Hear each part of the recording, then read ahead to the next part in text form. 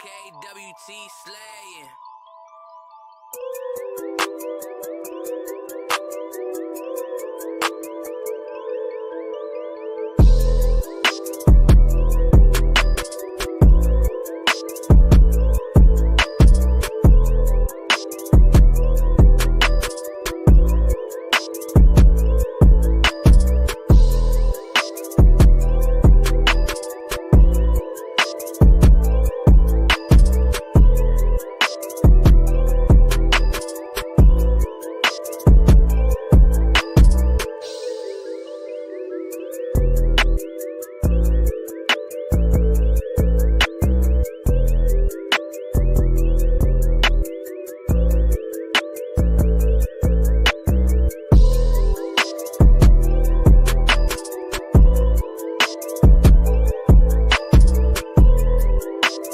What if the truth was never lost, only buried? For centuries, historians, scholars, and even colonial records have confirmed what many tried to silence. The original Israelites were a black people scattered across continents but never erased.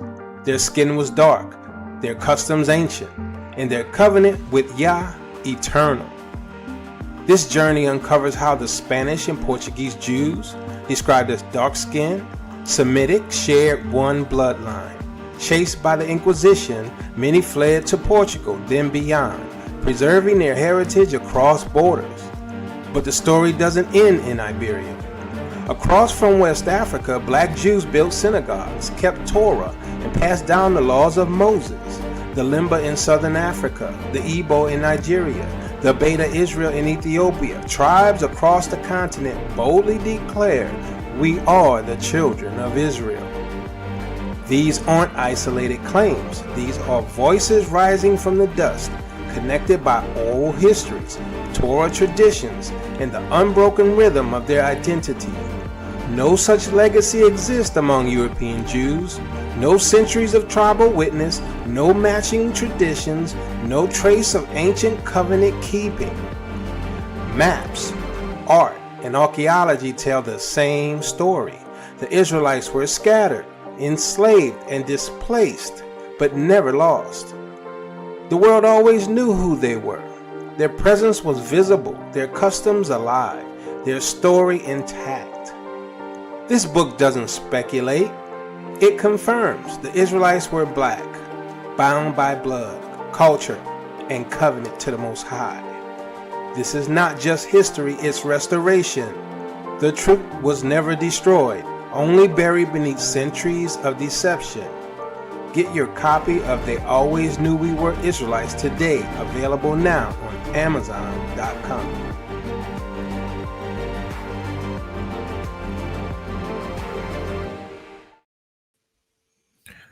Shabbat Shalom, family. Shabbat Shalom. How y'all doing on this Sabbath day?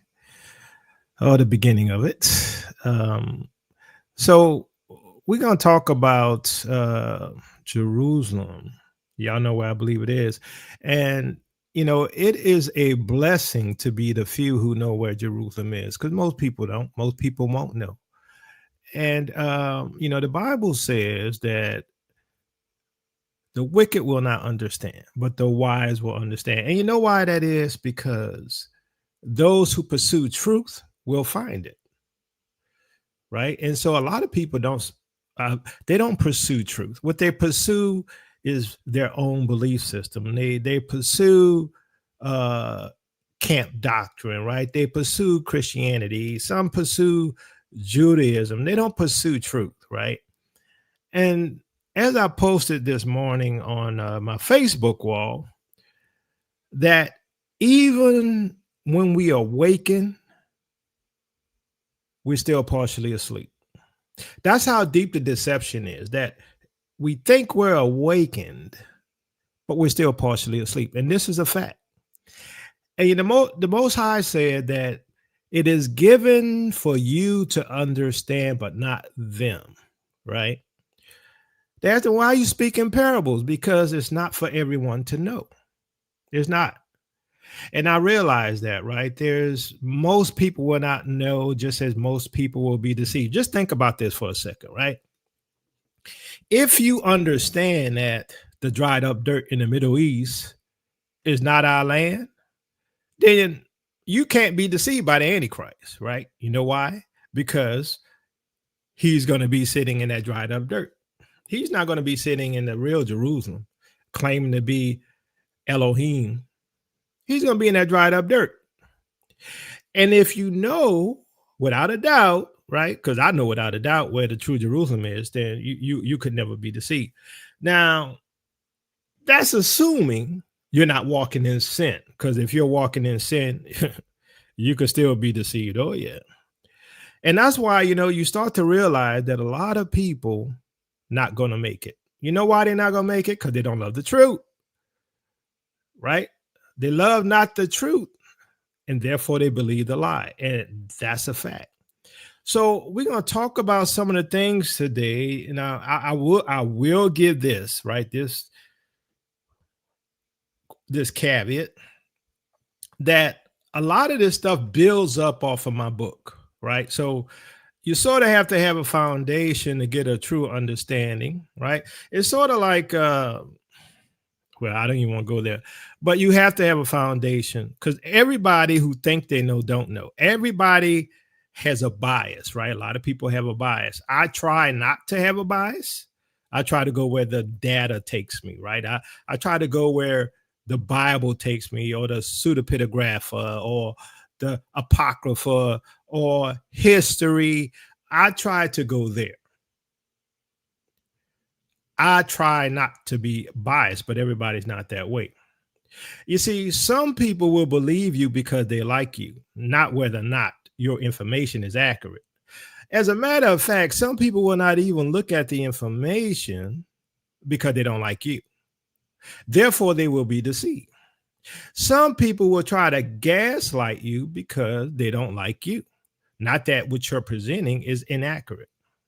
So there's a lot of things that it's incumbent upon yourself to be like the Bereans to see whether these things are so. And I'm going to say this, that even, like I said, even when you think that you're awakened, you're still partially asleep. I'm going to tell you why. Because even your interpretation of some scriptures may have a Eurocentric or a Greek idea behind it, right? Sort of like Alpha and Omega, right? Now, the concept makes sense, but it's Greekified, right? It's a Greek concept. Not that the premise is incorrect of that Yahuwah is Alpha and Omega, but it's all from Greek philosophy. So it's the same thing with Judaism, right? It's the same thing with any type of religious system. Because I'm going to tell you this, that what you think you understand, right, is filtered through a lens.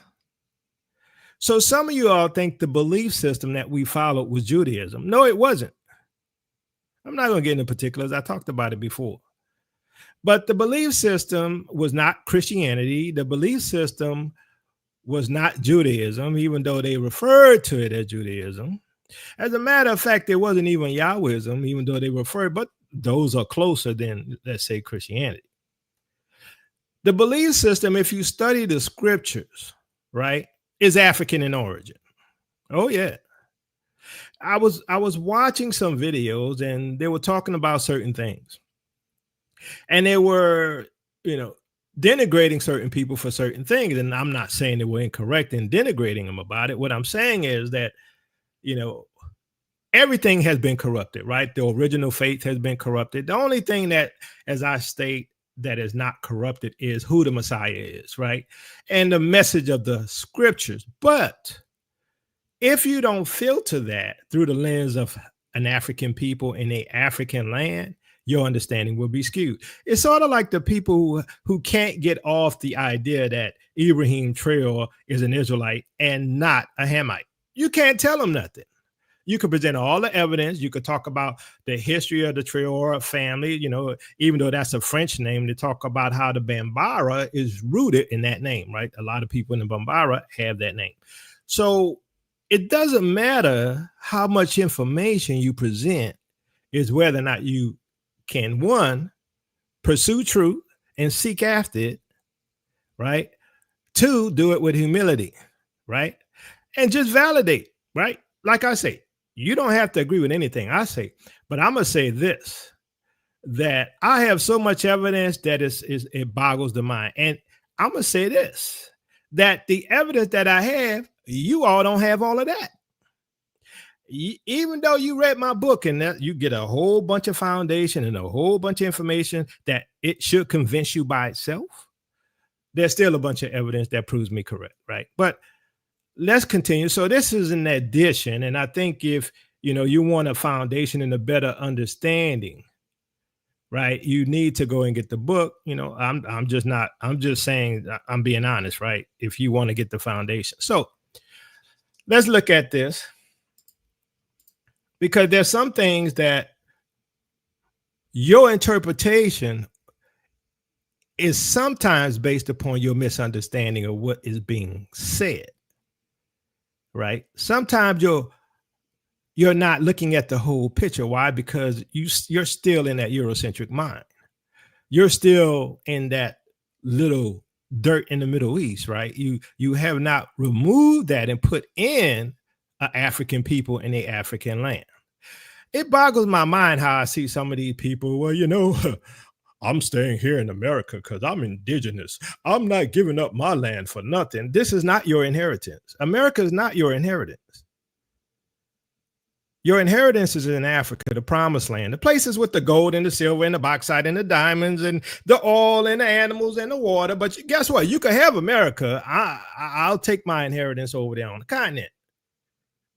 Make it make sense. But see, this because people are uneducated. They're uneducated. And some people lack the ability to reason. I'm sorry. I just had to say it. Some people lack the ability to reason. And you can't argue with them. No matter how much facts you bring, no matter how much information, they ignore it. They ignore it. But let's get into this.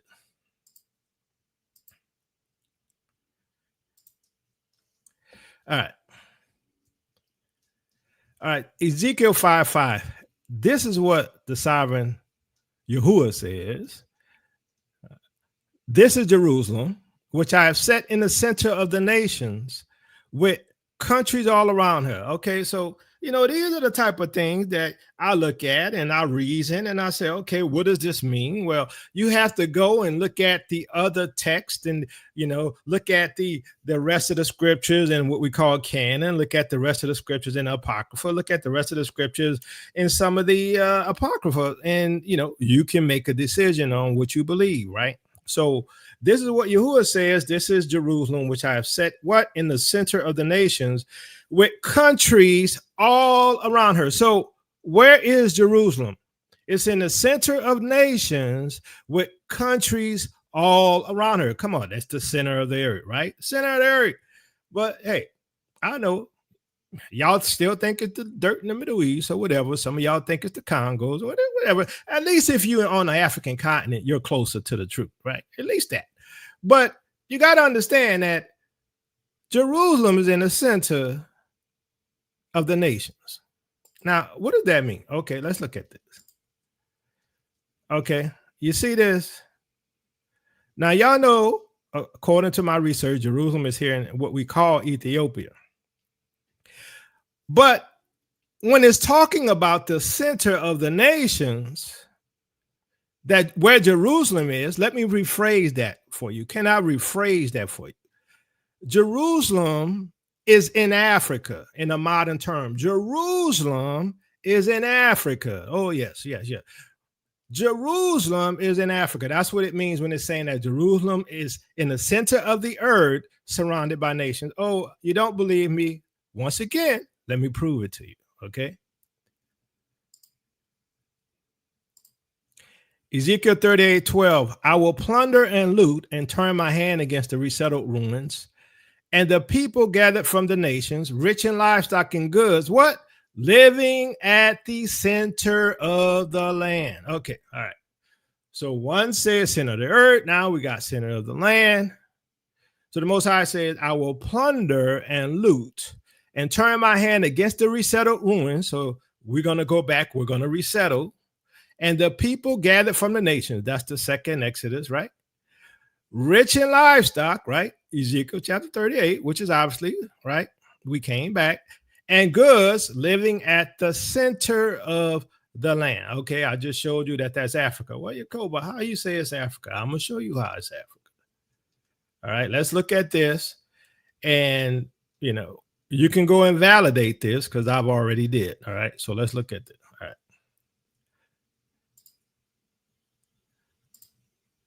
The only continent that exists in all four hemispheres. Because the equator cuts through the middle of Africa, it sits in both the northern and southern hemispheres. And thanks to the prime meridian, it's also in the eastern and western hemispheres. That means countries like Gabon, Congo, and Uganda are split between the hemispheres. And the prime meridian passes right through Ghana, putting it in both the east and west. At any given moment, one part of Africa could be experiencing a sunrise, while another part is having a sunset. No other continent touches all four hemispheres. That makes Africa literally the center of the world. Africa is the only continent that exists in all four hemispheres.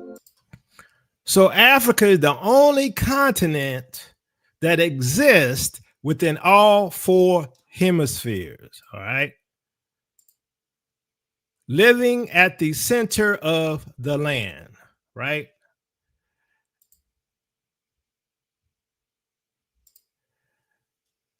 This is Jerusalem, which I have set in the center of the nations, with countries all around her, all right? So we saw, and I'm going to play it one more time just so you can get it. Because the equator cuts through the middle of Africa, it sits in both the northern and southern hemispheres. And thanks to the prime meridian, it's also in the eastern and western hemispheres. That means countries like Gabon, Congo, and Uganda are split between the hemispheres. And the prime meridian passes right through Ghana, putting it in both the east and west. At any given moment, one part of Africa could be experiencing a sunrise, while another part is having a sunset. No other continent touches all four hemispheres. That makes Africa literally the center of the world. That makes Africa the center of the world. And you could go validate this video, right? I've already done it. You could go validate it. So it's between two hemispheres, and the prime meridian is literally in the center of the world. It's in the center of nations, surrounded by nations. All right, this is Jubilees chapter 8. And he knew that the Garden of Eden is the Holy of Holies, right? So where's the Garden of Eden? And he knew that the Garden of Eden is the Holy of Holies and the dwelling of Yahuwah, and Mount Sinai, what? In the center of the desert, and Mount Zion, what? The center of the navel of the earth. Between the two hemispheres, between the prime meridian, it's literally in the center of the earth, Africa. These three were created as holy places facing each other. So if you want to rephrase this, right, the Garden of Eden, the Holy of Holies, where Jerusalem is in Africa. Well, where's Africa? In the center of the earth, right? And there came forth on the writing as Shem's lot, the middle of the earth, which he should take as an inheritance for himself and for his sons for the generations of eternity. From the middle of the mountain range of Rapha, from the mouth of the water, from the river Tina. So even Shem's land is where? In the middle of the earth. It's in Africa, okay? That's what it's telling you. This is where Jerusalem is. This is where Shem's territory is. Not that all of Africa is Shem's territory, but it is located in Africa, in the middle of the earth. Now, we're going to look at Deuteronomy 32, verse 8. When the Most High divided the nations, when he separated the sons of Adam, he set the bounds of the nations according to the number of the angels of God, or Yahuwah. So the Most High has separated the nations, right, according to the angels, right? So while it's not explicitly naming Jerusalem, it implies that Yahuwah placed Israel in a central position with the land division around them. So there's a map, which I don't really care for the map, but it shows what the you know, the geologists and all these people thought. It's called the TNO map, right? And the TNO map puts Jerusalem in the center of the earth, right? Now they have it separated different ways, like Europe down here, Africa here, and they put Jerusalem in Asia. But we know that the two hemispheres and the prime meridian is where Africa is, right? It could be sunny on one part and dark on another, right? Because it's right there on the prime meridian and between the two hemispheres. So it is literally in the center of the earth. Psalm 48, 1-2. Great is Yahuwah and most worthy to be praised in the city of our God in holy mountain, beautiful in his holiness, the joy of the whole earth. The joy of the whole earth. Why? Because it is centered in the middle of what we call the world or the earth, right? It is Jerusalem is surrounded by nations, and it is high in the mountains. That's why I said beauty in its loftiness. This is why you know for a fact that it is not centered right there in the Middle East, because they got low hills, right? It is literally beautiful in its loftiness because it is high mountains. It is high mountains. So we know for a fact, right, that when we look at the Levant, it just doesn't work. So if Jerusalem is to be at the center of the earth, Ezekiel 5:5, and only Africa is geographically central across all four hemispheres, then it makes far more sense for the real Jerusalem to be located what? Somewhere in Africa and not the Levant, right? So, you know, my position is that Lalibela is where the Temple Mount is. And in my book, I go through why and prove why that's where the Temple Mount is, okay? All right, so let's continue. So we're going to find out as we move along that there's this criteria, if we study the scriptures very closely, of where Jerusalem is supposed to be, what people Jerusalem is supposed to be amongst, and who's supposed to be around it. I'm like, really, if you take the time to study the scriptures and remove it from a Christian viewpoint or a modern, them folks in the Middle East, let's just put it that way, from that Judaism viewpoint, then you can understand that it all makes sense. Even when you study the scriptures and look at it historically, what the scriptures say, they divided my land, right? Where has that happened? Africa, right? So everything aligns, right? And that's why I told you, you're going to find out who's telling the truth, because sooner or later, the truth is going to be proven, okay? And so far, Tale Ministries have been proven right so far. All right, so let's look at this. You drown their land and bury their history.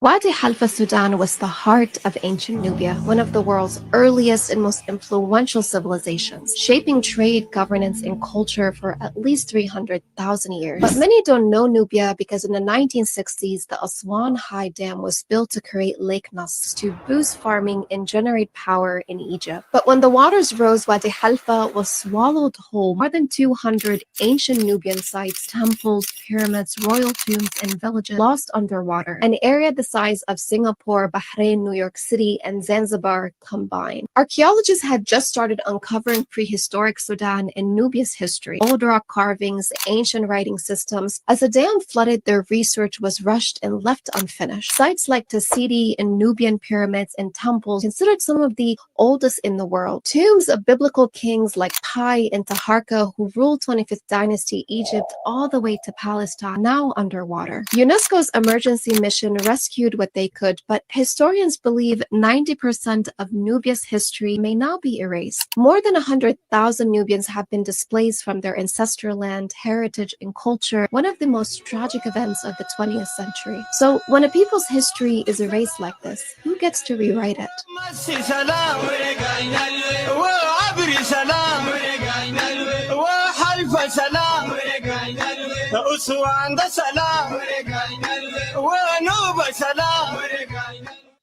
This is how you.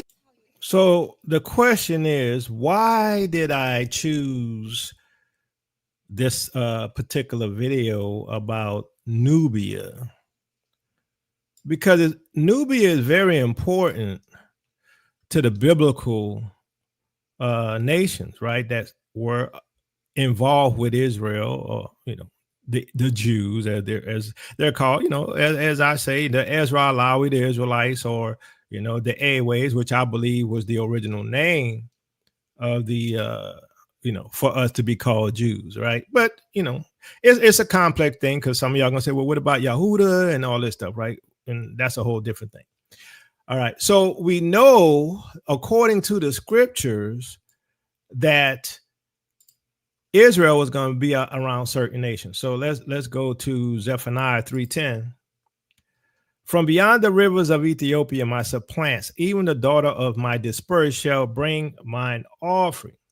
All right, that's what the scripture says. Beyond the rivers of Ethiopia, which is Cush, right? And Nubia is equal to Cush. So we look at Genesis 10:6. It says, "And the sons of Ham, Cush and Mizraim, and Put, and Canaan." Cush was the eldest son of Ham, and his territory is always associated with the Upper Nile region south of Egypt. Modern scholars equate Cush with the ancient Nubia, known for its black-skinned population, kingship, and influence over Egypt at times. So we know that Cush is associated with Nubia and with the people in what we call modern Sudan and Meroe, things like that. So, and this gets very interesting. And there's some things that I've learned as, let's put it this way. We're always learning. I'm always learning, finding something new all the time. Oh, and shout out to the African Israelite Collective. We meet every Saturday and we talk about these types of things, right? So shout out to Israel and Brother Sean. All right. So Isaiah 43:3. For I am Yahuwah, your Elohim, the Holy One of Israel, your Savior. I give Egypt for your ransom, Cush and Seba or Sheba in your stead.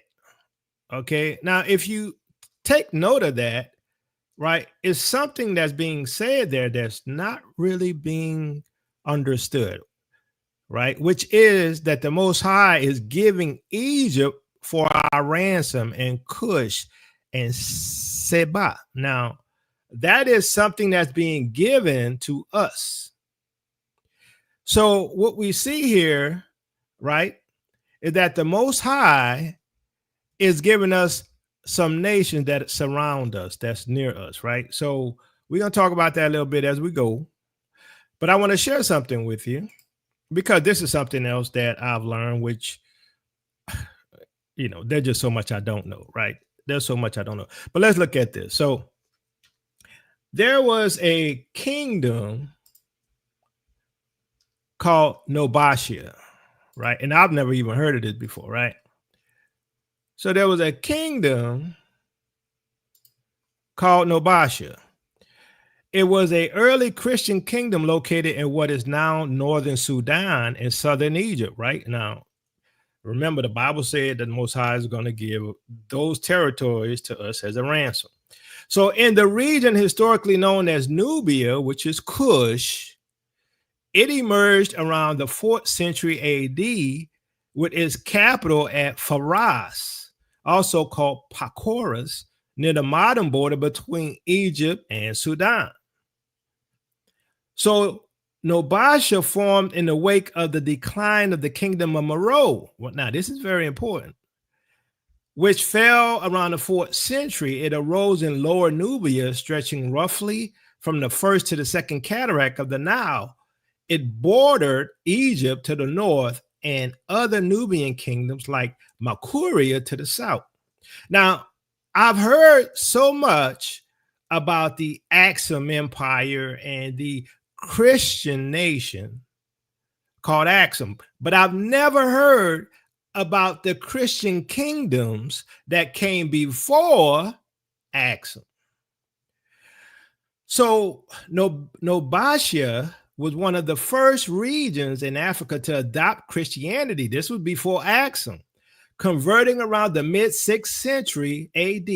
Missionaries from the Byzantine Empire, possibly sent by Empress Theodora, possibly, that don't mean it was, played a key role in spreading Monophysite Christianity, which later aligned with the Coptic Church of Egypt. Nubia became a stronghold of this form of Christianity and built many churches decorated with elaborate frescoes. So it makes sense that this area would, have early Christianity, because guess what? Wherever Jerusalem is and wherever the apostles started and wherever the Messiah was, should have a higher incident of people who converted to what they call Christianity. But guess what? Modern scholars calls it Christianity. They did not call it Christianity. Modern scholars call it Christianity. So by the 7th century, Nubia had merged with the neighboring kingdom of Makuria, forming a more unified Christian Nubian state. What? A Cushite state under Makurian leadership. This union helped the region resist Arab Muslim expansion for several centuries, including repelling multiple invasions from Egypt after the rise of Islam. Right? So archaeological works, especially at Faras, has uncovered impressive churches. Right now, we gotta get rid of that term, but hey, it's assemblies, right? Really, but you got to understand that this is post-Christian interpretation, even though this was pre, let's say, Axumite and Catholic society. So inscriptions in Greek and Coptic and wall painting depicting biblical scenes, saints, and Nubian royalty. These findings show that Nubia was deeply connected with the broader Christian world while maintaining a distinct African cultural identity. So they don't tell you nothing about that, right? So all of this was before the Catholic Church. They don't want to talk about that. And this is further proof that this is near the area where Jerusalem is located. So they call them Christians, but they didn't call themselves that. So Nubia was evangelized in the 6th century around the same time as the Coptic Church in Egypt was solidifying. This was before the Roman Catholic Church and Eastern Orthodox churches. Now, this is Nubia. This is Cushite territory. Formally split, the Great Schism was in 1054 AD. So what was practiced in Nubia was Coptic or Eastern Monophysite Christianity, not Roman Catholicism. Now, you got to understand, all of these terms are Gentile terms, right? These are post, let's say, believers, these terms, right? After the Catholic Church came in, and these scholars, they come up with these terms, all right? So the Roman Church did not highlight Nubia. Why? Because one, it wasn't under Roman ecclesiastical authority. And it practiced monophysitism, a theology rejected by Rome after the Council of Chalcedon in 451 AD. It was African-led, not under Rome's hierarchy. So colonial and Eurocentric biases in quote-unquote church history tends to downplay African Christianity unless it's under European influence. Have y'all ever heard of Nubia? Give me a 1 if you have. Give me a 2 if you haven't, because I'm going to have to give you a 2. I ain't never heard of it before. So the people, they likely call themselves, right? Well, let me rephrase this. They likely did not call themselves Christians in the Roman Catholic or Protestant sense.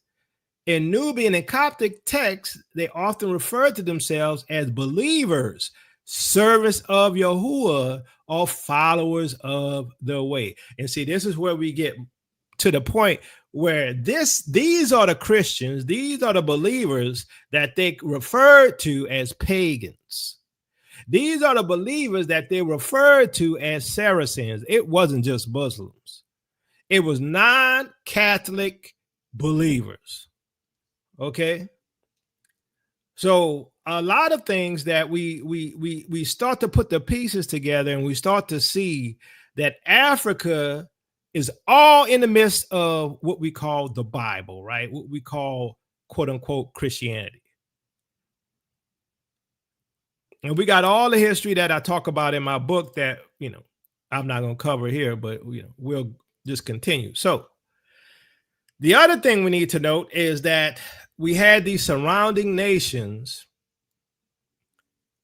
around Jerusalem, right? Because Jerusalem is in Africa, is in the center or the navel of the earth. And Cushite territories, like Nubia, is where we had this church. They call it the church, but it's just believers, right? It was African believers before the Axumite and before the Romans.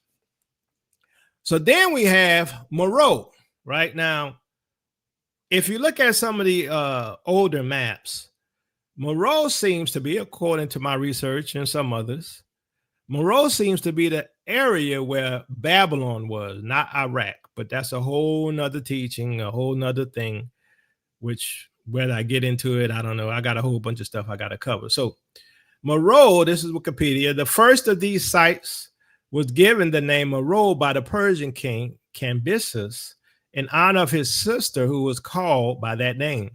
The city had originally borne the ancient appellation Saba. So the ancient name of Meroe was Saba. So some people, or as they say in the modern terminology, Sheba. Now, some scholars, some modern scholars put Sheba within the territory of Yemen, right? And there may have been two Shebas, but I think personally that this is the biblical Sheba or the biblical Saba, right? So, and this is in Meroe, which is in Nubia, which is in Sudan, which is in a formerly Christian, African Christian land, right? Near what I believe to be the real Jerusalem. All right, so the city had originally borne the ancient appellation Saba, named after the country's original founder. The eponym Saba or Seba or Sheba is named for one of the sons of Cush. The presence of numerous Meroitic sites within the western Butana region and on the border of Butana proper is significant to the settlement of the core of the developed region. The orientation of these settlements exhibit the exercise of state power over subsistence production. All right, so this is the area that they call Nubia, right? So what they do is they reclassify things, they give it new terms, they separate Nubia from Egypt, they separate anybody like for instance, why would you separate Nubia even though they may be Cushitic from Hamitic? Because Cushites are Hamitic. Okay, they just come from a different progenitor. So what we got to understand is that they separate terminology, they separate languages, and not show the association both to the biblical text and the historical relationships, which obviously they were. Right? Okay, so let's continue. So Strong says, Ethiopia, a man, Seba, of a country and a nation sprung from Cush. And this is where Meroe is, right? Which according to Josephus' Antiquity, right, 210, section 2, seems to have been Meroe. So it says here that this territory, Saba or Sheba, seems to have been Meroe, a province of Ethiopia, right, really of Sudan, really of Nubia, flourishing in the merchandise and wealth surrounded by the branches of the Nile.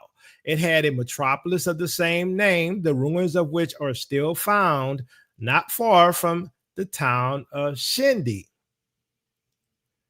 In Nubia, well, we'll skip that. The Gentile noun, right, plural, for Isaiah 45:14, on which the passage compared Herod, adds to the tallness of the nation. All right, so I have a video where I talk about the Sabaeans, which who are from Saba, and how the scriptures refers to them as tall people, and I talk about the Dinka and some of the others, right, that are tall, right, in Africa. So my point being is you have this relationship in the scriptures between Israel and the surrounding nations, which is what we call Egypt, right, and what we call Cushitic, okay, in the same territory or same region. All right. So as we continue, we're going to find out that this supports, right, the idea that Jerusalem is in Africa. Jerusalem is in Africa. Okay. So Seba or Saba is a son of Cush and may represent a kingdom or region within ancient Nubia, possibly Lower Nubia, which had its own ruling cities. And the kingdom of Meroe, located in Nubia, may be one such region biblically referred to as Seba or Sheba. So, as I said, some people believe the Queen of Sheba came from Yemen. I'm not one of those. I believe she probably came from Nubia or Sudan, right? Or Meroe, because Meroe was called Sheba or Saba. So while Sheba is more associated with Southern Arabia, like I said, modern terminology, Sheba is explicitly tied to Cush, right? We know in the scriptures that Saba, the queen of Sheba, it is tied to Cush, and Cushite territory is in Nubia. All right.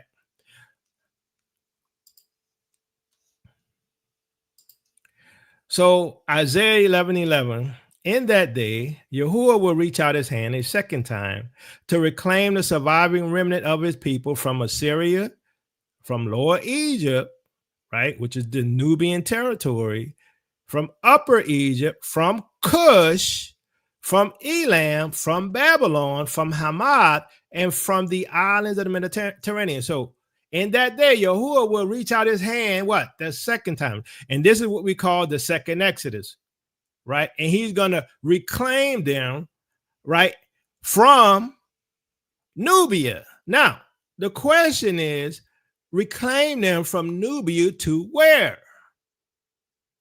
Back to the land that we're going to return. Why? Because it's the second Exodus. He's going to stretch out his hand a second time to bring us back to the land. What? From Nubia. Okay. Well, how come we're coming from Nubia or Cushitic territory, right, back to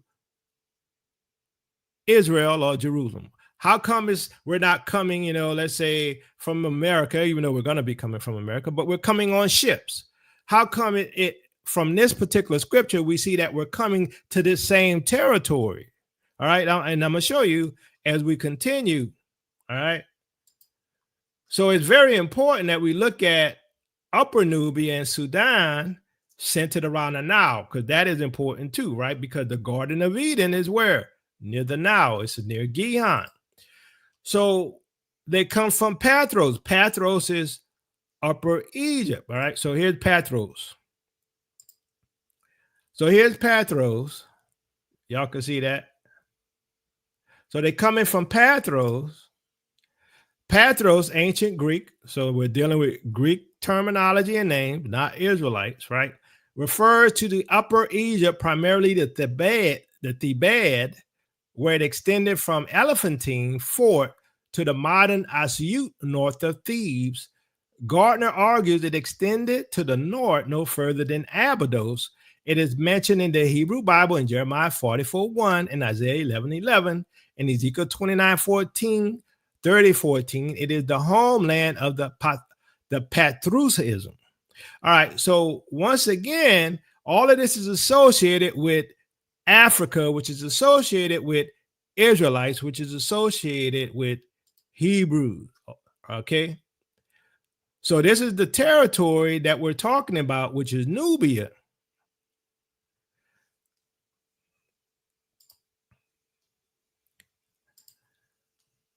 All right. So here we have Genesis 2:13.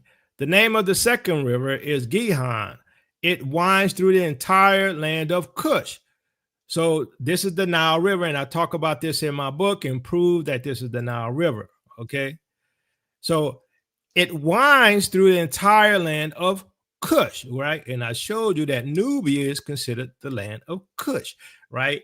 And Sudan is called Sudan today, or it used to be called Meroe. All right. So, and the name of the second river is Gihon. The same is that compasseth the whole land of Cush. So this verse associates Cush with a major river system, and many as myself connect the Gihon with the Nile.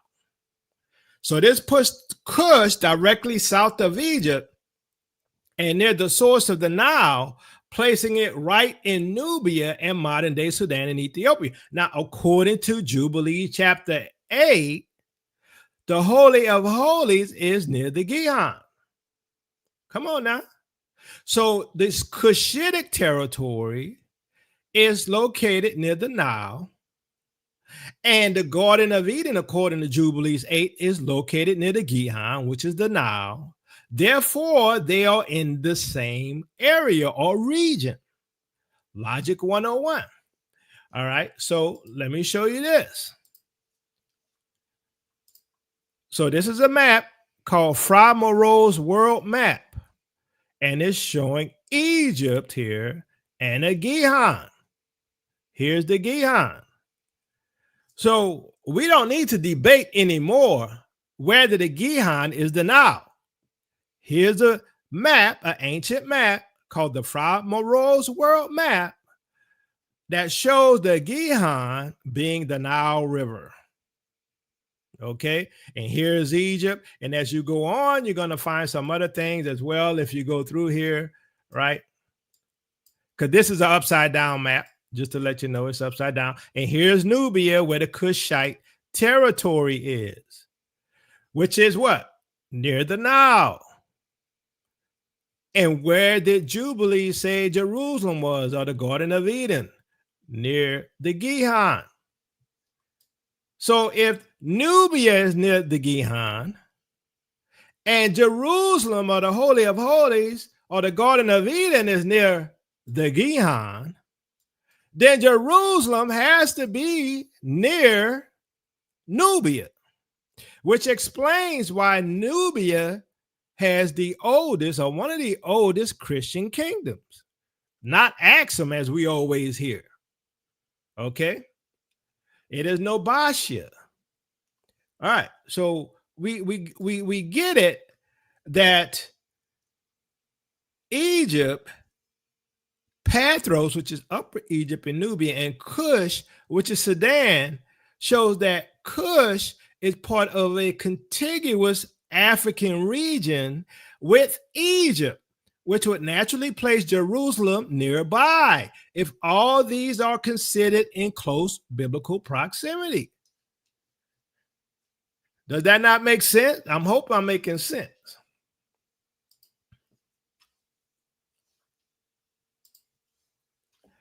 Ezekiel 30, verses 4-5. A sword will come against Egypt, and anguish will come upon Cush. When the slain fall in Egypt, her wealth will be carried away and her foundations torn down.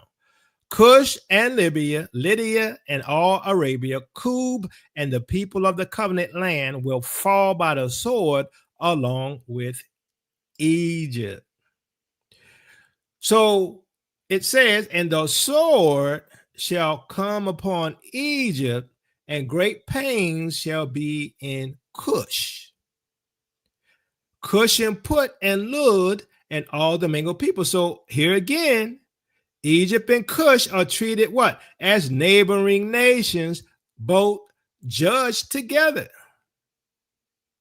So this scripture here, it assumes the reader understands that these regions are side by side. And remember that the Garden of Eden is near the Gihon. And the Gihon, as I showed you, is the Nile. Therefore, it has to be in that territory near Cush, near Nubia, which is why they're coming back from beyond the rivers of Cush.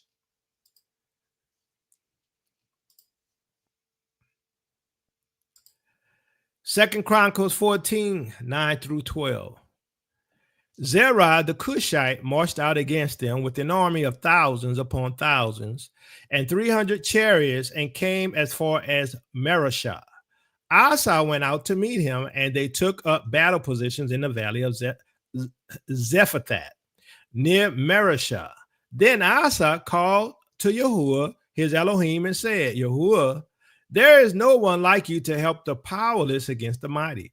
Help us, Yahuwah, our Elohim, for we rely on you, and in your name we have come against this vast army. Yahuwah, you are our Elohim. Do not let mere mortals prevail against you. Yahuwah struck down the Cushites before Asa, and Judah, the Cushites, fled. So the invasion of Judah by a Cushite army reaches Marashah, a city in the land of Judah. Did I not show you that Cush is near the Nile? Nubia is near the Nile. Cush and Egypt are near each other. Now we have Marashah, which was a city in the land of Judah. So this invasion of Judah by a Cushite army reaches Marashah, a city in the land of Judah. So therefore, it goes to prove where Jerusalem is located. The text clearly implies geographical proximity. Cush could reach Judah over land. So that would only make sense if Jerusalem was in Africa, not separated by a vast desert or sea.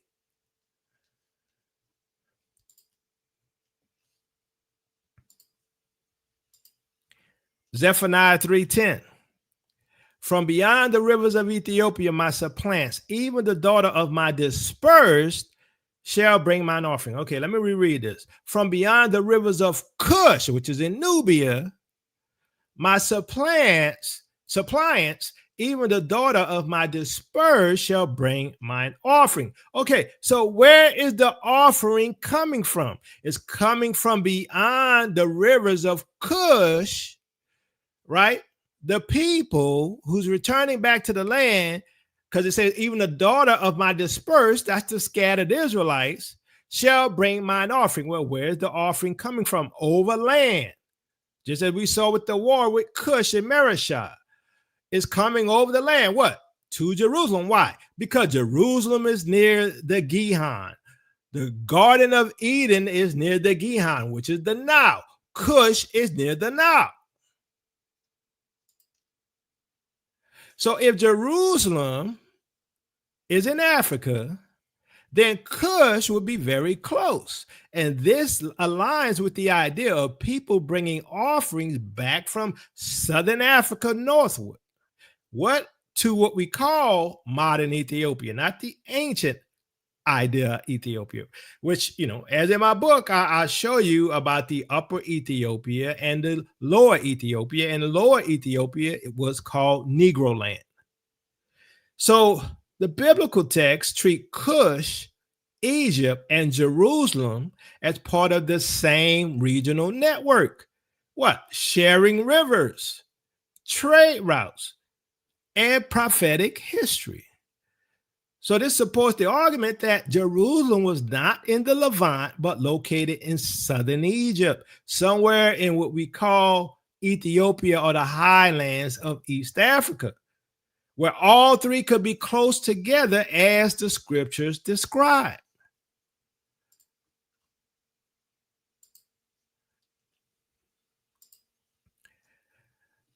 And it extended till it reached the waters of the river Gihon, and to the south of the waters of Gihon to the banks of this river. And it extended toward the east till it reached the Garden of Eden, to the south thereof, and from the east of the whole land of Eden and of the whole cast, it turned to the east. So we know for a fact, and I showed you on the map, and there's other sources, that the Gihon is the Nile. And we see here that the Garden of Eden is near the Gihon, just as I showed you the other text, which proves my case that Jerusalem is in the highlands of Ethiopia. So we got to understand that Meroe is a Cushitic territory, or part of what they call Nubia, or what they call Sudan today. So a lot of the terminologies that you have to be careful with when doing these types of research is the reinterpretation and reclassification of names and cultures and people. It's sort of like what they did with Ghana, right? Ghana was a Ghana kingdom, and it went all the way to West Africa, right?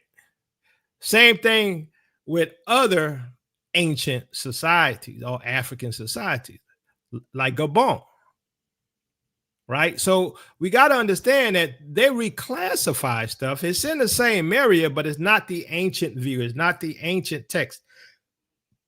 And so you have to be careful, even like what they do with languages. They'll call something Hebrew, and then they'll call something Ge'ez, and then they'll call it Phoenician, and then they'll call it Assyrian, or, so then they'll sum it up and say that they're all Semitic, and then Semitic is an Afro-Asiatic language according to them. Afro means African. See, this is how they play games with you. Semitic languages are a branch of the Afro-Asiatic language. So this is how they play games with you, is reinterpreting things, and you have to sift through the evidence. You have to sift through the terminologies, right? It's the same thing as talking with DNA, which is why I refuse to talk about it again. I let my brother talk about that, because most people can't understand DNA, right? I'm not dealing with it. Not only can't they understand it, they don't want to understand. They don't want to hear. They don't even read your position. So for me personally, I'm not talking about it anymore. Why? It's a waste of my time. So it's sort of the same here, right? When you're dealing with this type of information, you have to deal with the particulars, right? You have to deal with all of the nuances, and you have to do your research and evaluate what is really being said, right? So as I showed, that Cush and Egypt were around Jerusalem. It was near the Nile. It was near the Gihon. And Jerusalem is what? Near the Nile, near the Gihon. The Bible nor the pseudepigraphia state that Jerusalem is in the dirt in the Middle East. A garden needs water. A garden needs fertile land. You don't get that in the Middle East. You have to be near a body of water, fresh water. Not only that, you have to fit all of the attributes of being in a high mountain. And as I stated, I go through in my book and I prove without a shadow of a doubt where Jerusalem is, right? I prove without a shadow of a doubt where the real Euphrates is. Why? Because it all aligns with the territory given to Shem. From the great river Euphrates to the Wadi of Egypt, which is the Nile, which is the Gihon. That is our territory. That is our land. And this will help you in the future. While everyone else is falling for the coming deception, while everyone is falling for the Antichrist, while everyone is being deceived by this new doctrine that they're going to teach, right? You won't be deceived because you know what a true land is. You won't be deceived because it doesn't make sense based upon the scriptures. And this is why you have so many people attacking the scriptures today. And you have people reinterpreting what the scripture says or gaslighting you and telling you that it doesn't say what it says. And it is clear. And this is why the Most High says it is given for you to understand, but for them it is not.